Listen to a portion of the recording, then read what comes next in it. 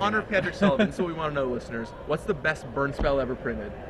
That's our question for this match. Yeah, the question for this match. What is the best red burn spell ever printed? Tell us, tweet at us. We'd love to talk about it in honor of Patrick Sullivan. In the meantime, we've got this match starting up between Patrick Sullivan and AJ Sacher. On your screen right now, AJ Sacher is playing the blue-red-white Sparkblade deck, very similar to what Jerry played last week.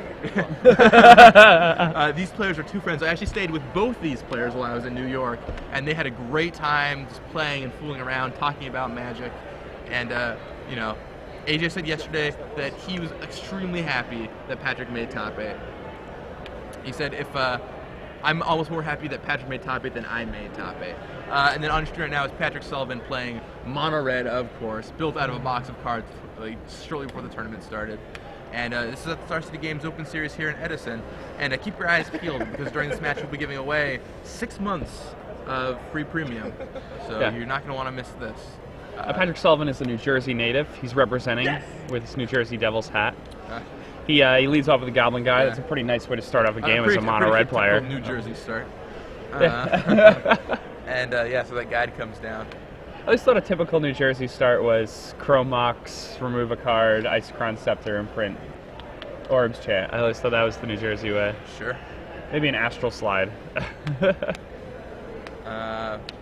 Goblin Guide serves in. That Air Mesa hits the bin, which means I think we'll see a Lightning Bolt here. And I believe AJ only has 3 Lightning Bolts in his deck. So that's pretty nice that he had one there.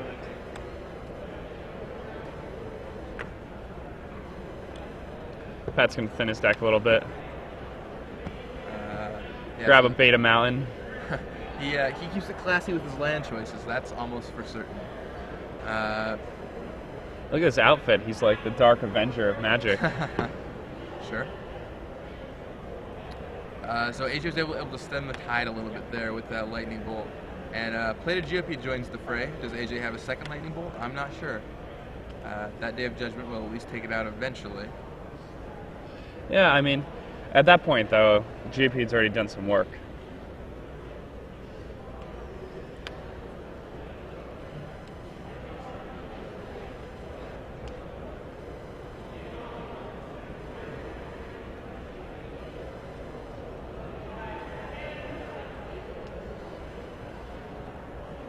And AJ thinking about what play he wants to make here.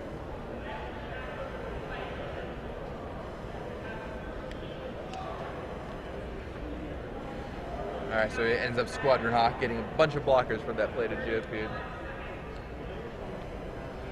You know, it's interesting. Like, Pat doesn't really have to move in on his fetch lands at all.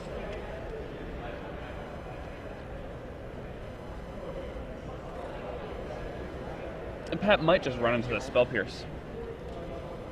Yeah, absolutely. I mean, that Pierce could be brutal if Pat goes for like Searing Blade or something similar on that Squadron Hawk. Yeah, I know. The player is cordially having a great time.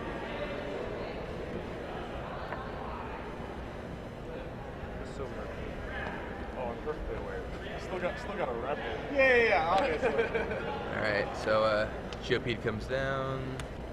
So here's from Scalding Tard, Geopede going to serve in, and Goblin Guide joining the fray. Goblin Guide goes after AJ's deck, giving him a Colonnade, and that Squadron Hunt goes in front of that Geopede. Seems like a reasonable course of actions at this point. No, AJ could run that Day of Judgment here if he wanted, and wipe off Patrick's board, and yep, that's what he chooses to do. I mean, that seems like the right play. Now, Koth is going to be a beating here. Yep, that's the card. When Drew and Pat's probably going to crack this fetch land on the end step, or upkeep. Well, when Drew Levin was in the booth yesterday, he was telling us about how scared he was of Koth, about how much of a beating that card is in this matchup. You can't ever afford to tap out. You can't ever afford to let it resolve. AJ had the Spell Pierce, and he was like, I have to go for the Day of Judgment here. And here comes Koth with a hammer, serving for 4. And AJ's got to be like, that hurts. Yeah. Oh, man. That guy has hammers. Wah, wah. AJ's still with a pretty full grip. He's got a ton of options here. He's got some Squadron Hawks that can buy him some time.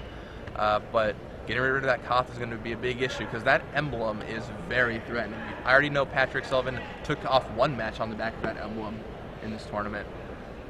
In this top 8 already. In this top 8, yeah. And I know in this tournament he's done it a few times. I mean, it's so hard to lose once you ultimate a Koth, this deck. Yeah. Especially in the current metagame. Like, everything is just X1, X2. Oh, man. When all of your lands become Visaras, things get dangerous. Well, sometimes Visaras, at the very least, you know. Well, they're Cunning Spark Mages, but I mean, all lands Cunning Spark Mages. Cunning Spark Mage is basically a 3-mana Visara in this format, though. Like, yeah, that's true. Just constant Flame Fusillade happening. It's pretty insane. It does not work on your Teetering Piece, which I guess is a little disappointing, but still. Alright, so AJ's like, alright, we're going to have to Stoneforge. And I think we're going to go for Body in Mind here. AJ pauses on the Feast of Famine. He's thinking about it. He knows this is a huge decision. If he's connected with the sword once, which one does he want to connect with?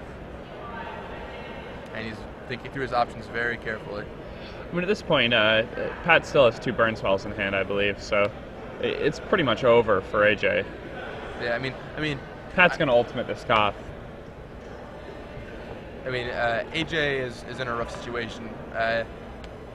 The question for him, I think, when he was searching for that sword is just like, I might be able to get 1 hit this game, theoretically. If I do, which sword do I want to hit with? Whoa, double Searing Blaze. Kapow, kapow. And for you, you're at 1. Yeah, and Koth is ready to go ultimate next turn. Yeah, and it's interesting, like, AJ could attack the Koth with his Colonnade, but then he dies to the Koth. Yep. So, unless he has... There's a Lightning Bolt, which I guess takes him off ultimate, so he can drop Koth down to 2 and play a Squadron Hawk to block with. I think that's his only play that allows him to survive. And he can cast Preordain, dig a little deeper. Pointed out that those are Arabian Nights Mountains that Patrick Sullivan has on the battlefield. Oh, they are? Yes, allegedly, according to Jonathan Williams on Twitter. So, there we go.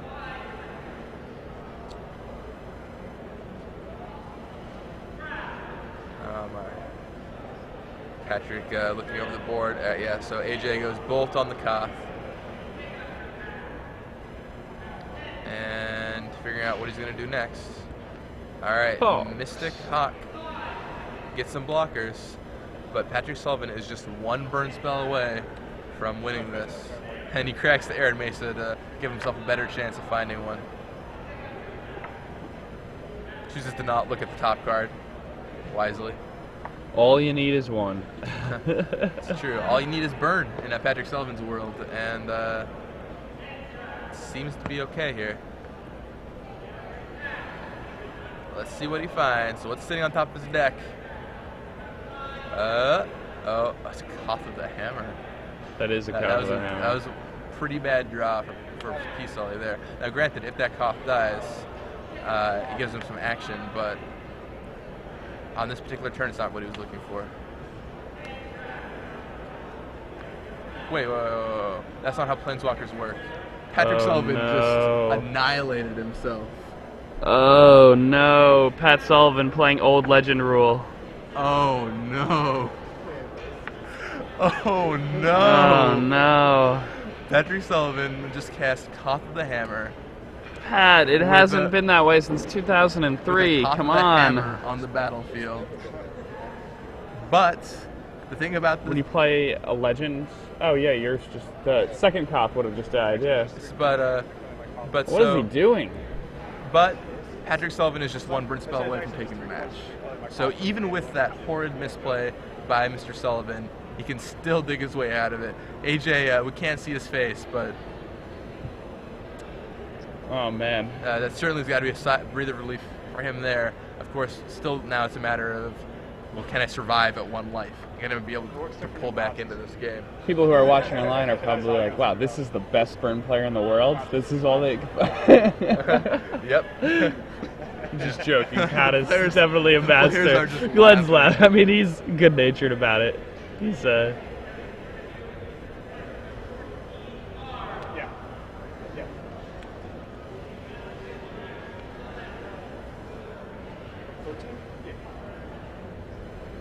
Oh man, so that sort of feels I mean that just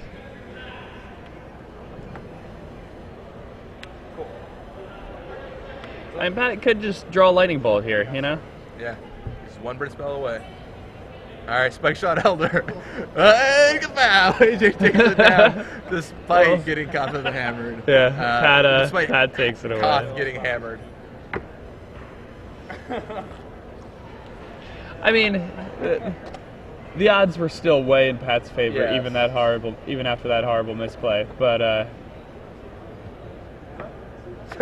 that's still pretty comical. The second Koth of the hammer.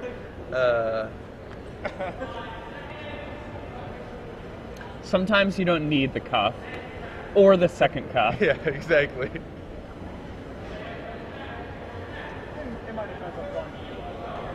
Oh man. All right, so we're about to go to our 6 months of premium giveaway here on during the semifinals of the top 8. Everyone get your Twitter feeds ready with the hashtag SCG Premium. And we were just talking about this a couple minutes ago. There was a player in the top 8. We watched his match in the quarterfinals. He lost to the rug player who advanced into the semifinals. What was his name? An added clue, he was John Finkel's teammate at Pro Tour San Diego in 2007. Oh, there you go. If you can't access the Starts of the Game's website to figure out the coverage, you could go back there and find out yourself. So tweet that at us with the hashtag SCG Premium, and you'll be entered into a contest to win 6 months of premium. One user already turned out with 3 months today. It's such a great service. There'll be a ton of great reports up on premium this weekend. Some awesome videos, and yeah, it'll be awesome watching. Glenn Jones just comes up to us just laughing after that second his hammering. Yeah, his defense is that's not how it works in the GCG. Patrick Sullivan played a little bit too much of other games with his job at Cryptozoic, so not used to how the legend rule works in Magic. Fortunately for him, it didn't end up mattering, and that might be one of the strangest plays ever made in the semifinals match, that the player still went on to win the match, or win the game. Doesn't get the triple team stalker block.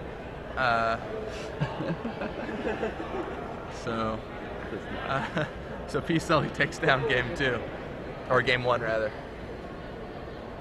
The best one was like, I was sitting next to him and he was like scrolling for a call. And I'm like, oh well. And he goes, float 1, and then taps him out, and I'm just like, It's what a situation. What a situation. I haven't seen anything like that for a while. Although, so once I'll tell you guys a story. So once there was a PTQ, and this is back when Affinity was big and extended, and he was playing for top 8. And this Affinity player plays out his hand, his opponent plays Kataki. And his opponent's like, oh, this is awful. Like, Kataki taps all of his lands with some permanence. He, like, passes, and he's like, oh, do you have another Kataki? The guy's like, yeah, just wait till I play this. He plays the second Kataki down, and they legend rule each other. And that's that. Oh, man, that's brutal. Yeah. Like, you just have your ace against Affinity, and you're like, I'm going to play a second one. That was really necessary.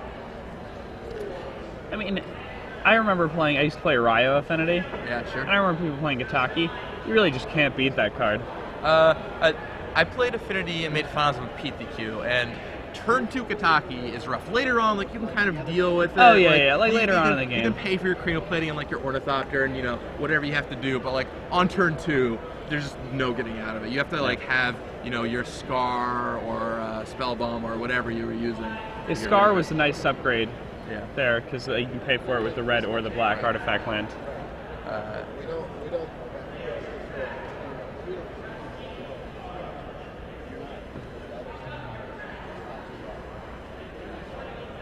Now, AJ is AJ's a pretty accomplished player now. Yeah, I He's mean, putting up a lot of results recently. You Yeah. know, he's a player who, you know, he's been like on the Pro Tour quietly for a while. I like his writing a lot. He's definitely one of the better writers recent times. If you guys want to read the stuff that he publishes, you should check out StarCityGames.com. And, never you heard can of get it. Why don't you tell me more, Jacob? You know, you can get a premium membership. Read some AJ Sacher articles. Yeah, it's he's been a player who's been playing a lot on these Star City Games Open Series events. Like, you know, he's been coming to all of them with his crew, kind of with the Drew Levin guys, the Jerry Thompson guys, and they're like, these events are just great. Like, you know, I'm gonna go to all of the ones I can, and I'm pretty sure we'll see AJ in Memphis next week as well. Yeah, we might even see him in the top 8. It's not an unusual thing for AJ to do. He was playing for top 8 last week with a very similar deck and ended up missing. Or at least in the legacy portion, I know he was playing for top 8.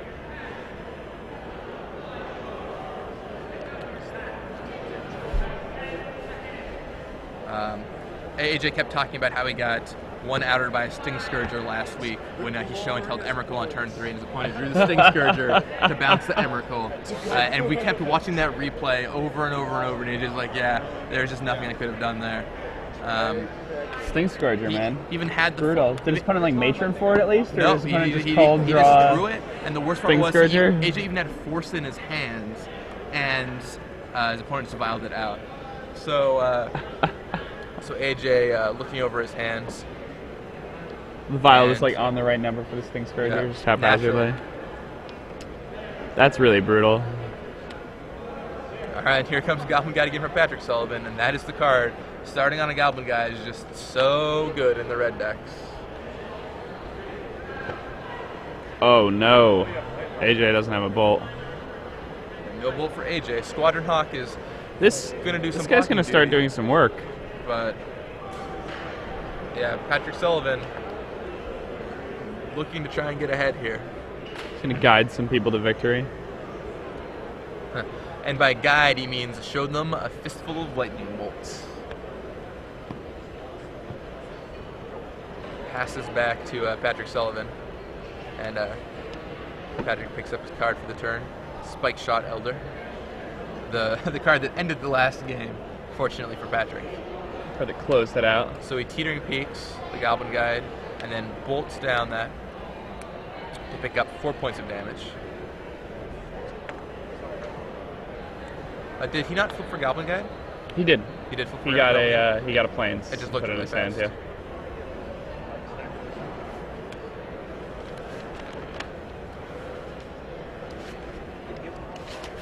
So Meisenhower into the top 4. Right. So the top 4, we just got a report of who won the other match. So this matchup, AJ Sacher versus Patrick Sullivan. And on the other side of the bracket is Jonathan Sukanik, who we saw play in the quarterfinals with his rug deck against Mike Eisenhower with straight up blue-white Cobblade. And he's very, very defensive. He's like, blue-white's way better than 3-color. You do not want the red, where AJ's like, no, you need the red. The tectonic edges are nice, but having those lightning bolts and cunning spark mages are too important.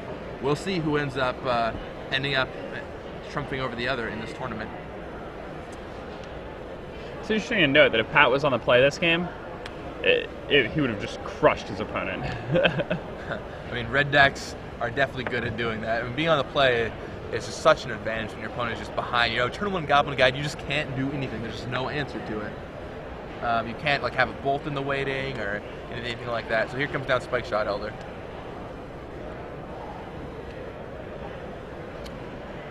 And AJ looking over his options.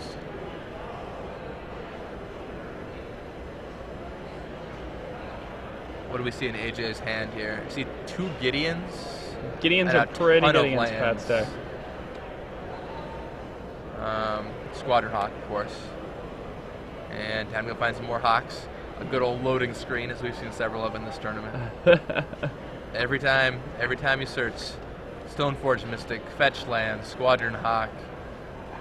Lots of loading times. It's like the Chrono Trigger PS2 version of a standard format. All right, so here comes Squadron Hawk. I really like that AJ chooses to, just flood the board.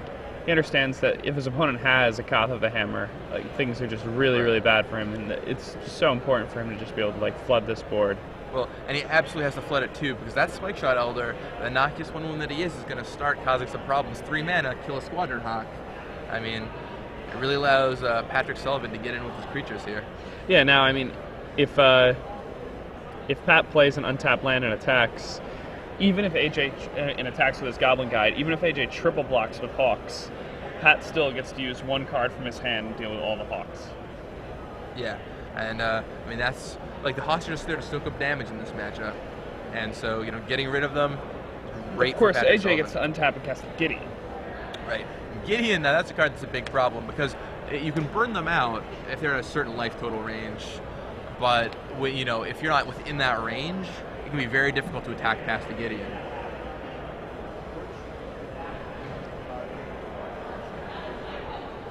So AJ, considering his blocks, he can either put all 3 Hawks in front of the Goblin Guide, or he can just put 1 in, or just take the damage. I think, what do you think you do here? You think you just trade all 3? Yep, and that's what AJ opts to do. Trade all 3. Probably trade 2, and then the Elder will pick off 1 of them on AJ's turn. Yeah. So looks like there's a Teetering Peaks in Patrick's hand, but I wasn't able to make out much else. Okay. Passes. The trick with Teetering Peaks and Spike Shot Elder, of course, is you can play the Peaks, pump the Elder up to 3 power, and then activate its ability to deal 3 damage somewhere, which is a nice little bit of reach. And I think we're almost certainly going to see a Gideon out of AJ here. Would not surprise me one little bit.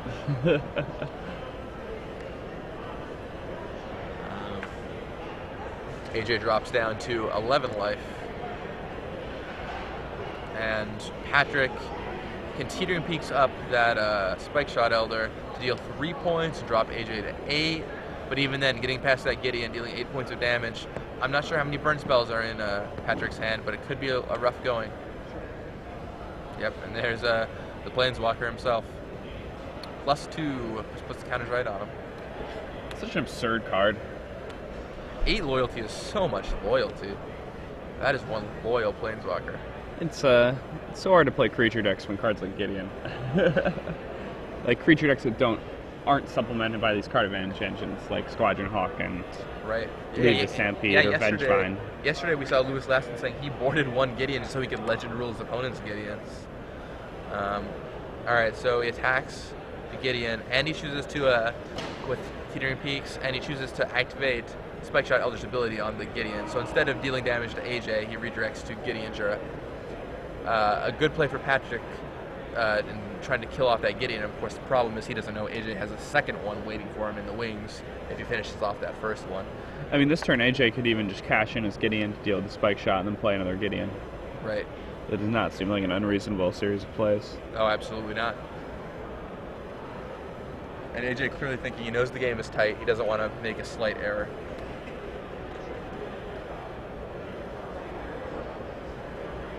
And he's searching his deck. I think that can mean Squadron Hawk. Or I guess he already used 3 Hawks. So, yeah, he's Stone Forging for Basilisk Collar. Yeah, that's a pretty good one to get here. And he plays out the collar. Gives it to Gideon. Serves in, gains 6 life. It's brutal. That is brutal. I think Patrick might be able to take down that Gideon. This turn, but even then, that 6 life is not going to be easy to rustle through, especially with an active collar on the table. Scalding Tarn for Sullivan.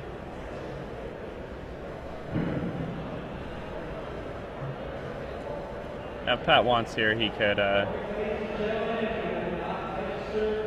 play the untapped land, Bolt Cough.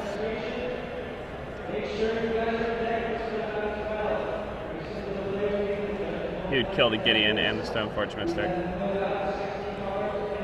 Yeah, I mean, that seems like a reasonable line. And then he has an Unmolested Cough, too. Yeah.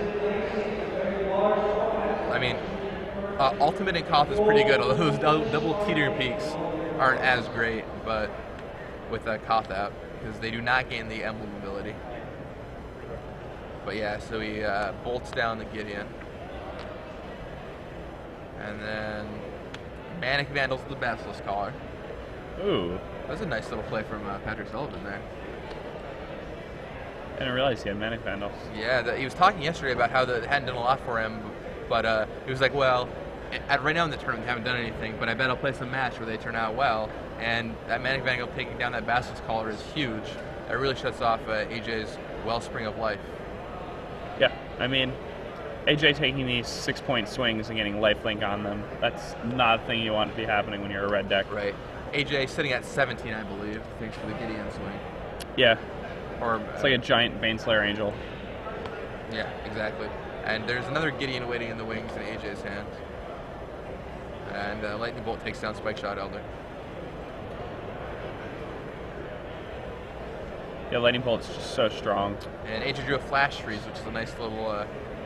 It's going to make Koth a non-issue. yeah, as long as... Well, if AJ taps low for a Gideon here, he cannot Flash Freeze. But I think... Yeah. So Gideon +2, you must attack Gideon this turn. Yep, and yeah, there's the line. That's what I thought he drew. So now he can Flash Freeze Koth. And AJ's at 16, he's got an active Gideon. Things not looking so hot for Patrick Sullivan in this position. Yeah, this is not the position you want to be in as a red player.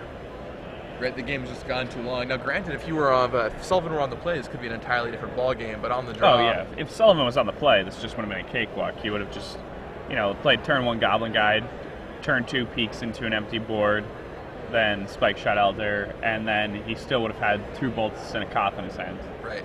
So he could play a Koth and protect it, and it would have been so many turns later that AJ would have been able to play Gideon. He wouldn't have been able to play it the next turn. He wouldn't have been able to play it the next turn, and by then Patrick would have been able to ultimate a Koth. Right. If his opponent wasn't already dead. So another Spike Shot Elder comes down for Patrick Sullivan, and he's trying to find his way back into this game, but it's proving fairly difficult. AJ's life total is pretty high up there. All right, Stagger Shock on Stoneforge, mister.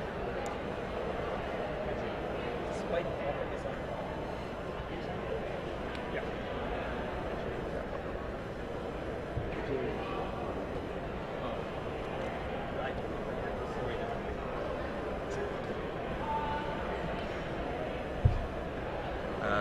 Yeah, Mike Flores just came up again. Did Patrick Sullivan really win Game 1 despite coughing his own cough? Yes, in fact, he did.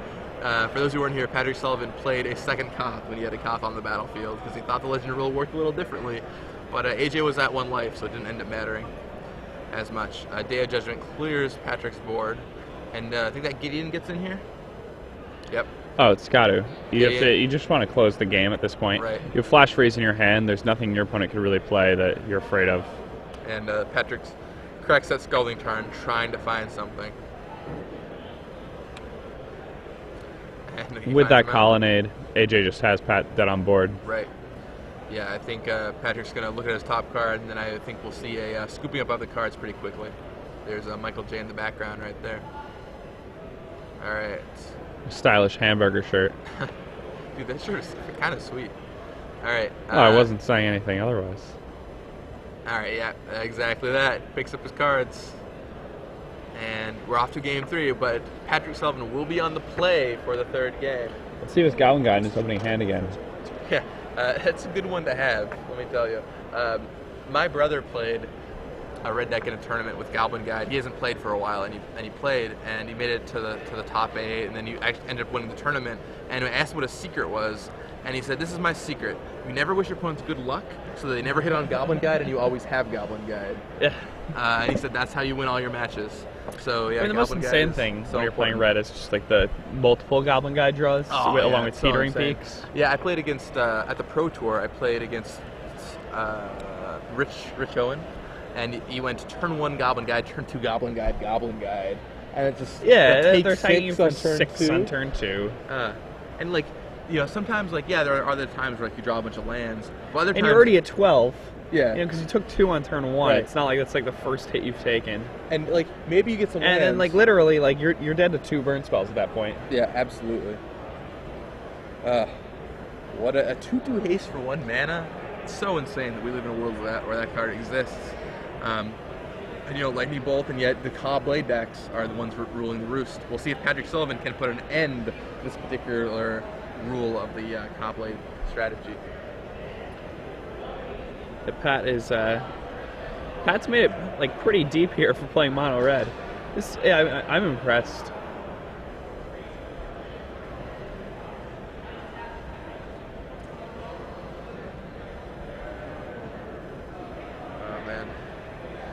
is AJ switching up his sideboarding here? What do you think he's changing?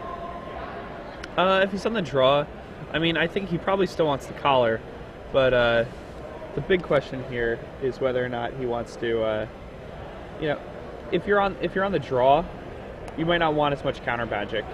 I know I've heard Pat say many times that counter spells are really bad against him. All counter spells are really bad against him.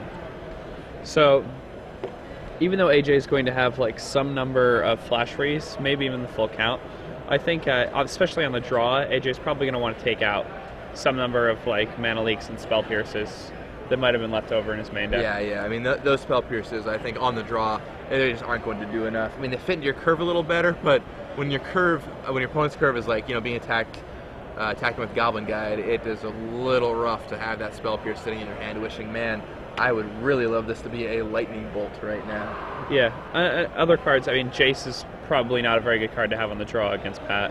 I'm not sure if Jace came out already. Playing Jace against any deck that has Searing Blaze seems like a somewhat large liability. Yeah, it's kind of like getting Blightninged in a sense. Yes. I mean, not like in the fact that you discard the cards, but just like it feels awfully like I lose my creature and I lose my Jace, Pretty good. I mean, for those who are just joining us, I'm Gavin Verhey here with Jacob Van Lunen, and we're going into what's bound to be a very exciting Game 3 of the semifinals between Patrick Sullivan and AJ Sacher. On the right of your screen is Patrick Sullivan, the red deck aficionado. Wasn't just right before this tournament, decided to play, just was here, was originally going to be in the booth commentating with us for a little while. And he was like, I think I'll play in this tournament, why not? And the master of disaster, builds a deck, denizen of destruction. Builds a deck out of red cards he's got in a box, and is like, yeah, sure, I'll play this. Ends up in the top 8 now in the semifinals of this event, playing, a mishmash of red cards. On the other hand, we have AJ Sacher playing a deck he's been refining for a long time, almost the opposite deck building process with Jerry Thompson and Drew Levin and a bunch of those guys, and they've been tweaking the Cobblade deck, adding in red and modifying some of the sideboard options to include Linvala, and they both found themselves here in the semifinals. We're going to see who manages to advance to the finals with this match. AJ takes a mulligan. Huh. And I saw a Linvala, I believe, in AJ's hand. I mean, it shuts off Spike Shot Elder, but I think the bigger thing is it's a 3/4, which is surprisingly relevant because you can't bolt it. You can't Searing Blaze it. You can't Searing Blaze it. And you can't Stagger Shock it effectively. And you can block, Goblin Guides and all kinds of things. You can block Spike Shot Elders that have been teetering peaked. Yeah, absolutely. You can block everything. Right. I mean, worst you case. Can't block mountains. Those are 4/4s. Worst case, you're just gonna trade with 2-for-1, which is great. You trade like your Linvala for their Goblin Guide plus Lightning Bolt. You're perfectly happy with that exchange. So it looks like we've got Lightning Bolt, Spell Pierce, and Inferno Titan playing. So AJ left the Pierces in. He's staring down. AJ does not have any blue mana. He's staring down Aaron Mesa Plains, Bolt, Inferno Titan, Spell Pierce, Jace. Looks to be his 6-card hand, and he's staring at it long and hard, trying to figure out, can I keep this? I've got that Lightning Bolt, but all right, he keeps. No turn 1 play from Patrick Sullivan. He said that turn 1 plays are crucial in this matchup, and he doesn't have one here, so a 7-card hand must be pretty saucy. And just no turn 2 play either from Patrick Sullivan. Huh. Wow. That looks like he has a lot of land in his hand. Yeah, that's a really interesting keep from Patrick Sullivan. Yeah, is that 3 or 4 more lands in Sullivan's hands? Wow. There's a Koth and 1 or 2 Koths and a Stagger Shock. Yeah, 2 Koth, Stagger Shock, 3 lands. Huh, that's an interesting keep from Pat. Man. Well, clearly... this is not a problem for Pat at all, though. Pat gets to untap, he plays his 3rd land. He's going to main phase Stagger Shock the Stoneforge Mystic. And on AJ's turn, AJ's not going to play another guy to go into the Stagger Shock, and then Pat's going to get to play an unmolested Koth into a board where AJ has no blue mana. Right. So, things could be worse. I mean, with the board state and the mulligan situation the way it was, it's okay for Patrick, but the hand he kept is certainly could be iffy if AJ gets a good draw. But once again, Patrick knows what's going on pretty well with the red deck, so I'll trust his judgment here. AJ passes, draws another Stagger Shock. Another important thing to note is that shocks down Stoneforge Mystic. Another important thing to note here is that Pat on the play also knows that like a stagger shock into a Koth is probably going to win him most games. Well, certainly it's looking good this one. There's no blue mana on AJ's side. And Patrick lays a mountain, and he's going to come Koth the Hammer. +1, mountain, attack for 4. This game, I will predict that Patrick Sullivan will not cast a second Koth with the Koth of the Hammer on the battlefield. You know, I'm going to fly in the face of all logic and say that he does it again, that he runs it back. You think so? All right, AJ's left total down to 13. He bolts that Koth.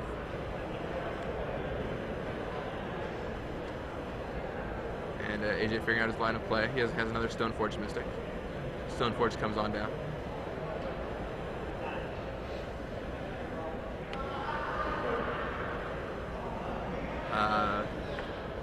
And yeah. So he's going to search up a piece of equipment here. That Basilisk Collar is already out, so we'll probably see a sword make an appearance. Yep, Sword of Feast and Famine. With the combination of sword and Basilisk Collar, like AJ's guys are very good at fighting. Yeah, I mean, and they're going to recoup some of the life he's losing. You know, if he can swing for 3. The problem is that Pat has another stagger shock now. Right. And as long as he doesn't cast the Koth this turn, I think he'll be pretty safe. So you stagger shock the Stoneforge Mystic, Servant for 4. That's a Burst Lightning he just drew, which is another 4 points of damage. That's another 4 points.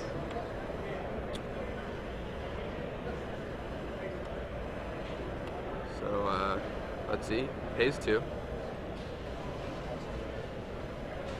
Untaps. Taps the other mana.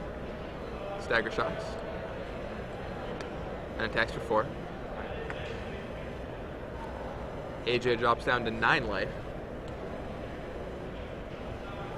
And It's just such a rough spot for AJ. yeah, AJ's really falling behind here. Evolving Wilds, but not a blue source. At least not an untapped one.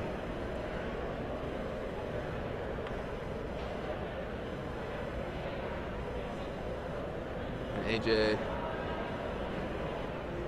thinking through how he's going to get back in this one.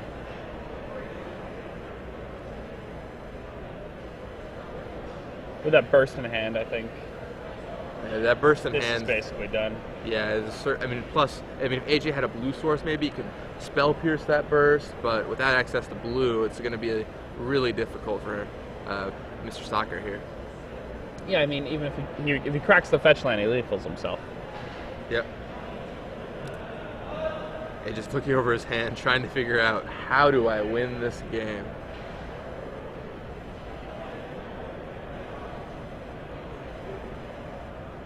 And he's thinking about his Arid Mesa. Yep, he cracks his Arid Mesa. Goes to search through his deck. Is it 8 now? Yeah, he drops to 8. 4 plus 4. I can do that Yep, addition. see? You're already becoming a master red player. Alright, so he plays a sword, passes, and Patrick has it. Stagger shock you down to 6. Oh, you didn't even need it. Oh, he even has the Teetering Peaks. Yeah. Burst Lightning, untap, attack you, lethal, and there's the hand. And that's it. Patrick Sullivan, red deck, 20-minute red, we'll call it. Into the 20-minute red. I like Into the that. finals. Wow. How about this story? Patrick Sullivan, wasn't thinking about playing in the tournament. He's like, Yeah, I'll man. play it. The man, the myth, the legend, Yeah. Patrick Sullivan. It's funny because into the finals. in San Jose, we saw the same kind of thing.